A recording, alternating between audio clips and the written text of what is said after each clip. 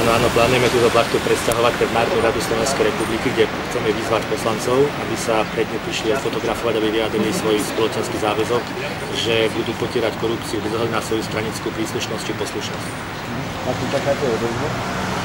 No rôznu čakáme, teda určite vieme o niektorých, ktorí sa teda sú ochotní dať fotografovať a zase určite nie všetci si to trúfnú, pretože teda nemienime z toho robiť nejakú show pre nich, aby sa teda nechali len tak ako bez nejakých dôsledkov chodiť.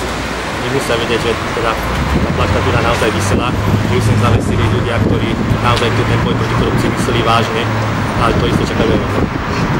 Zbierate podpisy na petíciu, aká bude cesta, keď bude vyzbieraná?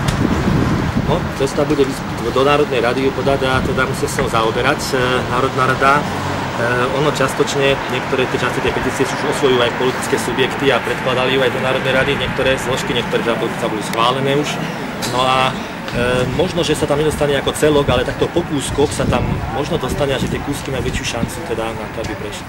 A posledná otázka, ako hodnotíte účasť ľudí počas toho roka a možno počas aj dnešného dňa?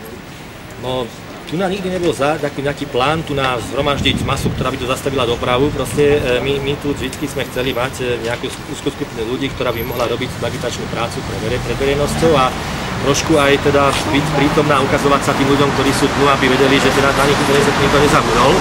Ale predsa len človek má také tendencie, že keď sa na neho pozerajú, robí niečo iné, ako keď vie, že môže robiť čokoľvek, lebo ho nikto nevidí. Petko, len je vaše celé meno, povedzte, a ako dáme do titulku? No, Andrej Lučko, občiansky aktivista. OK.